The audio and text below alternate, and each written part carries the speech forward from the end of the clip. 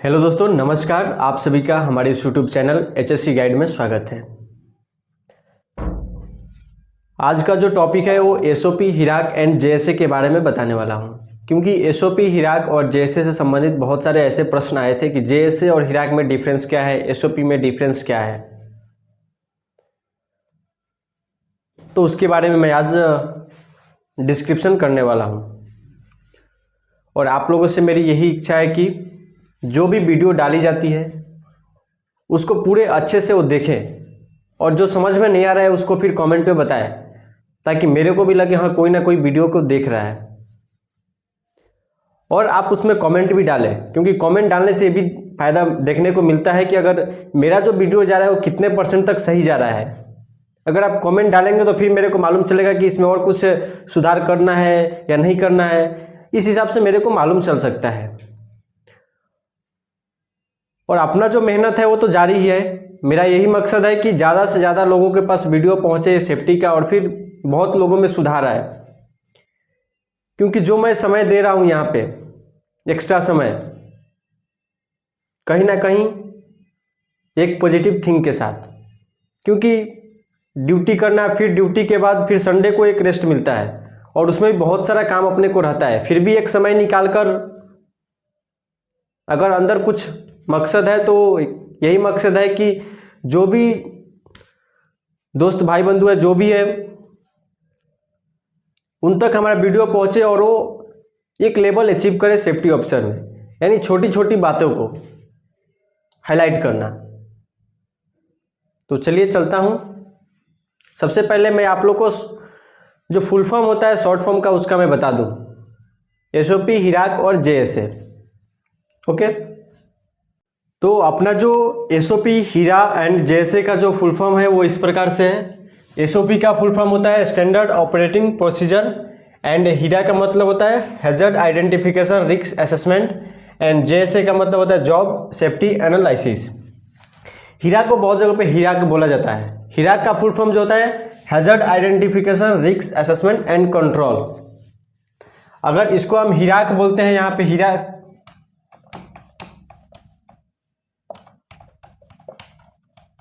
इसको अगर हिराक बोलते हैं तो जो C है वो कंट्रोल। तो इसमें जो है केवल C ऐड हो जाएगा। ओके, तो एक कंट्रोल हो जाएगा। अब मैं एक एक टॉपिक को विस्तार से बता रहा हूं कि SOP में क्या होता है, हिराक में क्या होता है और JSA में क्या होता है। चलिए आगे चलता हूं। हॉट वर्क, गैस कटिंग या वेल्डिंग। ध्यान से सुनिएगा। अगर मान लीजिए हॉट वर्क का SOP है तो उसमें क्या क्या वर्णन रहेगा, SOP में आखिर क्या क्या वर्णित रहता है, तो उसको मैं बता देता हूं। सबसे पहले जो वहां का एरिया का जो प्रोसीजर होगा, गैस कटिंग या वेल्डिंग किसका करने वाले हैं, कोई बॉकेट का या कोई सिलेंडर का या कोई मटेरियल का, तो उसका सबसे पहले प्रोसीजर रहेगा। ओके, सबसे पहले प्रोसीजर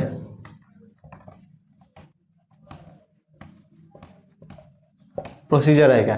ठीक, उसके बाद जब भी हम वेल्डिंग का, अगर वेल्डिंग मशीन करने वाले हैं तो वेल्डिंग मशीन जो है अपना सर्टिफाइड होना चाहिए, और सर्टिफाइड के साथ साथ ELCB से कनेक्टेड होना चाहिए। ELCB का फुल फॉर्म क्या होता है, अर्थ लीकेज सर्किट ब्रेकर। उसका मैं फुल फॉर्म आप लोग को लिखकर बता देता हूं। थर्ड जो अपना आता है, वेल्डिंग मशीन के साथ साथ जो वेल्डर होना चाहिए वो सर्टिफाइड होना चाहिए, उसके पास वेल्डिंग का सर्टिफिकेट होना चाहिए, वैसा एक्सपीरियंस होना चाहिए, कॉम्पिटेंट पर्सन होना चाहिए। फोर्थ जो अपना है, जहां पे वेल्डिंग करने वाले हैं वहां पे कोई फ्लेमेबल मटेरियल नहीं होना चाहिए। फिफ्थ जो अपना है, हाउसकीपिंग प्रॉपर होना चाहिए। सिक्स्थ जो है, वहां पर अपना एग्जिट इमरजेंसी प्लान होना चाहिए कि अगर इन इमरजेंसी फायर या कुछ भी ऐसा होता है तो उसके लिए कौन सा प्लान अपने को किया है। तो SOP में बहुत सारी बातें मेंशन रहता है कि काम का प्रोसीजर, PP क्या हैजर्ड एंड रिस्क है, क्या इमरजेंसी प्लान है अपना, ये सब चीज़ें बातें SOP में मेंशन रहता है। जैसे मैं आप लोग कोई भी मोबाइल या कोई भी इक्विपमेंट लेते हैं तो उसके साथ एक मैनुअल आता है। मैनुअल बहुत कम लोग पढ़ते हैं। उस मैनुअल में क्या रहता है, इंस्ट्रक्शन रहता है। तो वही अपना एसओपी है, यानी कैसे उसको खोलना है, कैसे उसको यूज करना है, कितना यूज लेना है, कितना डोज लेना है, ये सब बातें उसमें मेंशन रहता है। उसी को मैनुअल बोलते हैं, वही अपना एसओपी है। चलिए मैं लिखकर आप लोग को बता देता हूं एक एक टॉपिक वाइज। ओके, देखिए जो एसओपी होता है स्टैंडर्ड ऑपरेटिंग प्रोसीजर, इसका मैं अभी मौखिक रूप से बताया था कि क्या क्या इसमें प्रोसीजर, क्या क्या इक्विपमेंट होता है। सबसे पहला जो होता है वो परमिट होता है, दूसरा प्रोसीजर, तीसरा tools and equipment, fourth hazard and risk, fifth PPs and sixth emergency plan. और ये इंश्योर होता है, यानी ये इंश्योर करना बहुत ज़रूरी होता है, हाउसकीपिंग और सर्टिफिकेशन। यानी आपके स्तर पर जो भी काम चल रहा है तो एसओपी में इस तरह से क्रमबद्ध बातें लिखी रहती है। अगर एसओपी आपको दे दिया जाए तो आप आसानी से उसको एक दो बार में समझ के फिर काम पे अगर जाते हैं तो आपको काफ़ी आसान लगेगा, क्योंकि एसओपी में सभी बातों को लिखा रहता है कि उसमें क्या क्या खतरा है, हमको क्या कंट्रोल मेजर लेना है, कौन सा पीपी पहनना है। तो उससे काफ़ी आसान हो जाता है वर्क स्थल पे कार्य करना। अगर मान लीजिए आपको मैं नहीं बताऊं और आपको बोलूं कि जाओ उस हॉटवर्क एरिया में और काम करके आ जा, और मैंने तो आपको कोई प्रोसीजर नहीं बताया, तो आपको कितनी कठिनाइयाँ आएगी। वही अगर मैं बोल दिया कि वहाँ पे हॉटवर्क पे जब काम करने के लिए जा रहे हैं तो आप इस तरह से ये पीपी पहन के जाइए, ये इक्विपमेंट लेकर साथ में जाइए, वहाँ पे कोई अनवांटेड मटेरियल नहीं होना चाहिए जो जल सके, कम्बस्टेबल मटेरियल, तो आपको काफ़ी आसान रहेगा, मदद मिलेगा। जैसे मैं एग्जांपल आप लोग को दे रहा हूँ, मोबाइल फ़ोन के साथ अपना मैनुअल रहता है। उसमें क्या होता है, मोबाइल का एक एक नोटिफिकेशन के बारे में लिखा रहता है, एक किस में जाएंगे तो क्या होगा, कौन सा सेटिंग में जाएंगे तो कौन सा सेटिंग चेंज होगा, किस तरह से स्क्रीन ऑफ होगा, किस तरह से सेल्फी ले सकते हैं, किस तरह से साउंड बढ़ा सकते हैं, किस तरह से स्क्रीनशॉट ले सकते हैं, सभी बात लिखा रहता है। तो मैनुअल पढ़ के आप आसानी से मोबाइल चला लेते हैं। ठीक उसी प्रकार हमारे कार्यस्थल पर एसओपी का भागीदारी बहुत ज़्यादा रहता है। अगर एसओपी नहीं रहेगा तो वहाँ पे जो भी दूसरा नया व्यक्ति आएगा काम करने के लिए, उसके लिए काफ़ी कठिनाई होगी। वही अगर एसओपी है तो वो पढ़ के आसान से काम कर सकता है। ओके, नेक्स्ट आपको मैं हिराक के बारे में बताने वाला हूँ। हिराक क्या होता है, तो हीरा क्या होता है, hazard identification, risk assessment and control. इसमें क्या होता है, अभी हमने बताया एसओपी, तो जिस चीज़ का एसओपी होता है उसका हिराक भी होता है। जैसे मैं अभी वेल्डिंग यानी हॉटवर्क का मैं एसओपी बताया था, हॉटवर्क का एसओपी, तो ठीक उसका भी मैं हिराक बताता हूँ। ओके, हिराक इसमें क्या होता है, तो इसमें पॉसिबल खतरा, हजर्ड, यानी क्या क्या खतरा हो सकता है और उसका क्या कंट्रोल मेजर है, और कंट्रोल मेजर मैंने लिया तो उसके बाद क्या हमको आउटकम्स मिला, तो ये सभी बातें हिराक में मेंशन रहता है। तो सबसे पहले मैं आप लोग को बता दूं कि जैसे में अगर मान लीजिए हॉटवर्क होने वाला है तो उसमें क्या क्या खतरा है, थोड़ा सा पॉसिबल आप लोग सोचिए। हॉटवर्क में वेल्डिंग चलने वाला है, अगर वेल्डिंग मशीन का वहाँ पे यूज होता है, वेल्डिंग करना है तो क्या क्या खतरा है आप लोग थोड़ा सा सोच के बताइएगा मेरे को। तो जो सबसे पहला खतरा है वो शॉर्ट सर्किट लग सकता है, फिर आग लग सकती है, फिर केबल में आप ट्रिप हो सकते हैं, फिर अगर प्रॉपर पीपी नहीं पहने हैं तो आपका आंख जा सकती है, आपका हाथ जल सकता है, पैर आपका जल सकता है।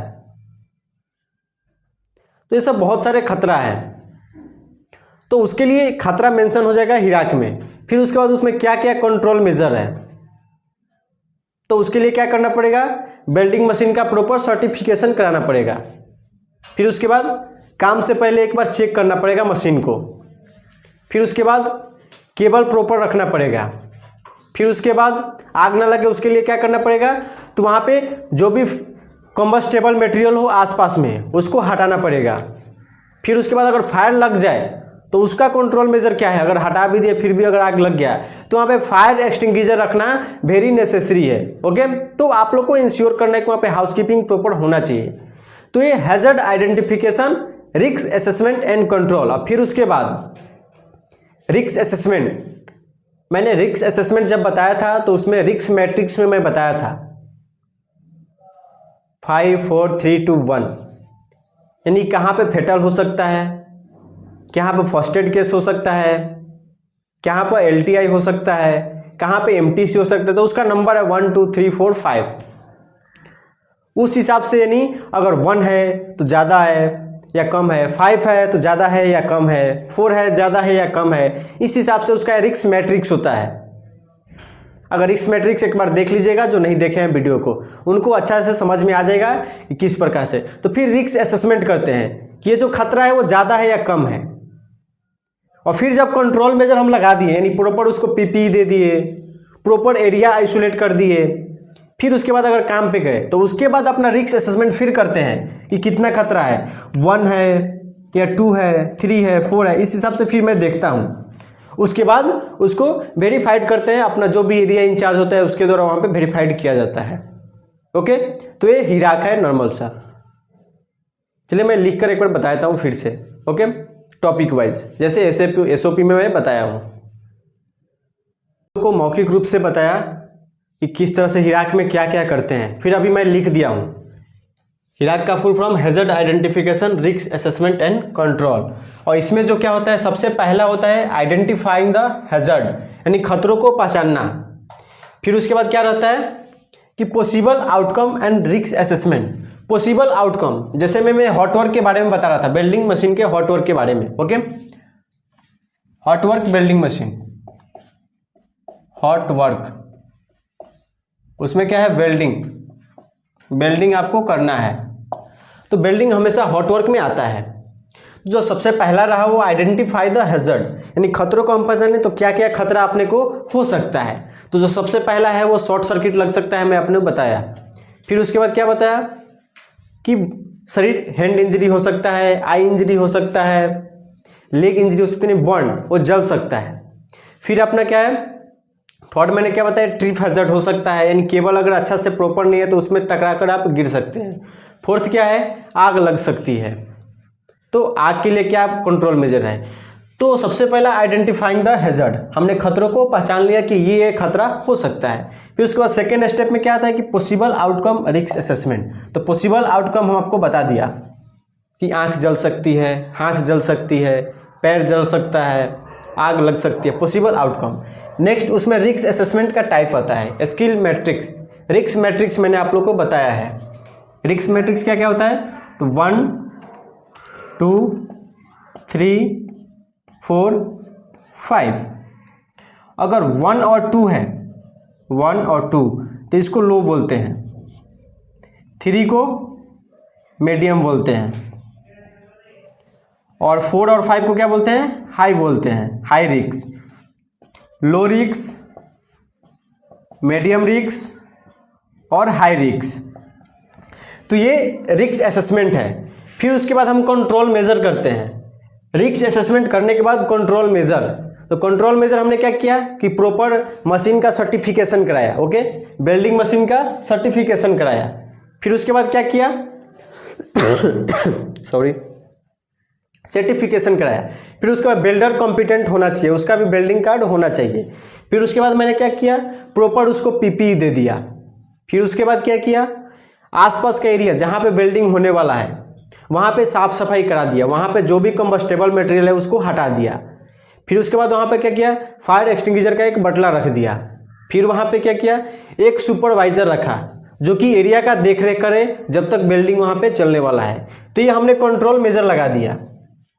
ओके, फिर कंट्रोल मेजर लगाने के बाद हम रिस्क असेसमेंट करेंगे कि अब खतरा कितना कम हुआ, यानी वहाँ पे जो रिस्क है, जो चांसेस है ये हो सकता है, उसका कितना % हमने एलिमिनेशन किया। तो जो लो रिस्क है वो बिल्कुल एलिमिनेट हो गया, लेकिन जो मीडियम है वो किस में बदल गया, लो में, और जो हाई था वो किस में बदल गया, मीडियम में, और हाई वहाँ पे बिल्कुल ख़त्म हो गया। तो हिराक का जो प्रॉपर प्रोसेस होता है वो यही होता है। इस हिसाब से हम लोग किसी भी चीज़ का हिराक बनाते हैं। ओके, तो हिराक अपना खत्म हुआ। नेक्स्ट अब जेएसए के बारे में बताने वाला हूँ। Okay, JSA job safety analysis, इसमें क्या होता है, तो इसमें जो भी परमिट अगर ले रहे हैं या पीपीई कौन सा यूज़ करना है या वहाँ का एरिया कैसा रखना है, वहाँ पर क्या क्या कंट्रोल मेजर, क्या रिस्क है, हैजर्ड है, तो उसमें प्रॉपर एक एक करके हाईलाइटेड रहता है। जैसे में अगर परमिट ले रहे हैं तो हॉट वर्क की कोल्ड वर्क मेंशन रहता है। पीपीई, तो पीपीई में पूरा पीपीई का इक्विपमेंट का वहाँ पे नाम रहेगा, उसमें से आपको हाईलाइट करना था कि हमको ये पीपीई चाहिए। फिर वहाँ पे वर्किंग कंडीशन कैसा चाहिए, फिर वहाँ पे कौन सा एरिया सुपरविजन क्या रहेगा, फिर वहाँ पे कौन सा हैजर्ड है, क्या उसका कंट्रोल में, इसमें भी बहुत सारे चीज़ों का मेंशन रहता है। यानी जो एसओपी होता है उसका प्रोसीजर पूरा जेएसए में भी हम लोग मेंशन करते हैं। ओके, इसमें यही अंतर होता है कि इसमें हाईलाइटेड रहता है, इसमें पूरा चीज़ एक एक करके लिखा रहता है, उसमें से अपने को हाईलाइट करना होता है कि ये हॉट वर्क होगा परमिट, ये कोल्ड वर्क परमिट होगा, यहाँ पर फेस शील्ड यूज़ करेंगे, यहाँ पर गूगल्स यूज़ करेंगे, यहाँ पर हेलमेट यूज़ करेंगे, यहाँ पर सेफ्टी शूज़ यूज़ करेंगे, यहाँ पर ईयर प्लग यूज़ करेंगे, यहाँ पर ईयर मॉफ यूज़ करेंगे, यहाँ पर नोज मास्क यूज़ करेंगे, यहाँ पर एरिया कंडीशन इस तरह से है, यहाँ पर इन्वायरमेंटल हैजर्ड है।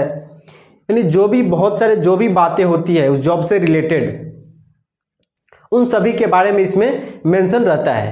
ओके, मैं आप लोग को लिख के टॉपिक वाइज बता देता हूँ फिर से। ओके, जो जेएसए का मेन पॉइंट है वो कुछ इस प्रकार है। सबसे पहला जो होता है परमिट, तो परमिट में आपका हॉट वर्क है या कोल्ड वर्क परमिट। ओके, तो अगर हॉट वर्क आप बिल्डिंग काम करने वाले हैं तो हॉट वर्क परमिट होगा, कैसा होगा, हॉट वर्क।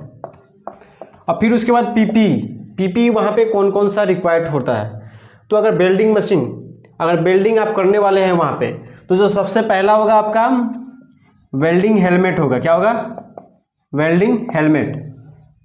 फिर आपका एप्रॉन होगा, लेग एप्रॉन, हैंड एप्रॉन, फिर उसके बाद जो अपना हैंड ग्लव्स है, फिर उसके बाद लेग गार्ड, ये सब चीज़ें वहाँ पे रहना चाहिए। Okay, next tools and equipment, तो जो वेल्डिंग मशीन है वो प्रॉपर सर्टिफिकेशन होना चाहिए, जो भी केबल है, जो अर्थिंग केबल है वो प्रॉपर होना चाहिए। Okay, next potential environmental hazard, तो पोटेंशियल इन्वायरमेंटल हैजर्ड वहाँ पे क्या क्या है, ऐसा अगर आपको कुछ लगता है कि नॉइज है या एयर पोल्यूशन है तो उसको आप पोटेंशियल इन्वायरमेंटल हैजर्ड में डाल सकते हैं।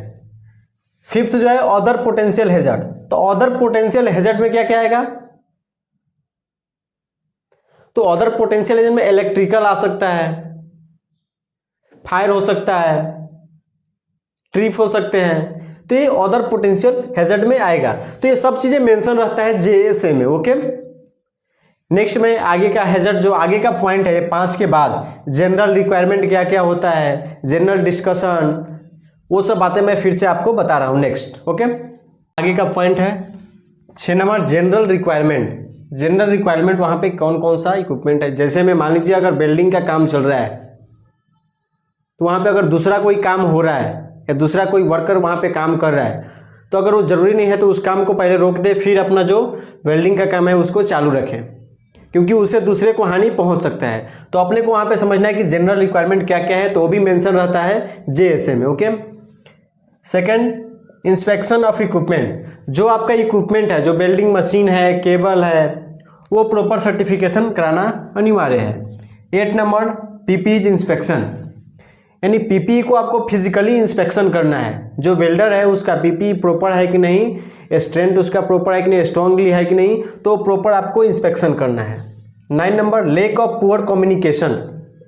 लेक ऑफ पुअर कम्युनिकेशन बोले तो अगर वेल्डर है वहाँ पे कोई सुपरवाइजर है, उसके बीच में अगर कोई कम्युनिकेशन गैप होता है उसके कारण भी खतरा हो सकता है, तो अपने को वो स्ट्रॉन्ग रखना है। ओके, ये मेंशन रहता है। लास्ट जो है फायर, अगर मान लीजिए आग लग गया तो उसका क्या कंट्रोल मेजर है, यानी ये सभी बातें जो मैं लिखा हूं इसका कंट्रोल मेजर उसमें लिखा होता है जेएसए में।